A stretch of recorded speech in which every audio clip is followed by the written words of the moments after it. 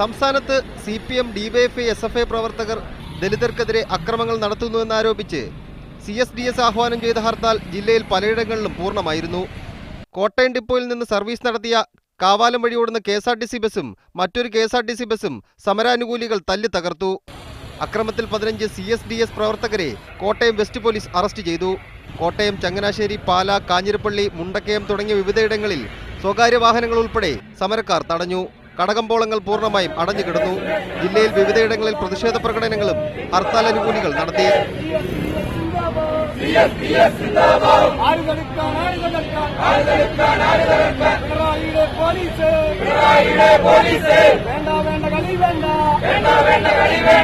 MC road വഴിയുള്ള KSRTCയുടെ ദീർഘദൂര സർവീസുകൾ പലതും മുടങ്ങി. കോട്ടയത്ത് നിന്ന് പോലീസ് സംരക്ഷണയിൽ യാത്ര നടത്തിയ KSRTC ബസ്സുകളും സമരാനുകൂലികൾ തടഞ്ഞു. രാവിലെ 6 മുതൽ വൈകിട്ട് 6 വരെയാണ് ഹർത്താലിന് ആഹ്വാനം ചെയ്തിരിക്കുന്നത്. മീഡിയ 1 കോട്ടയം.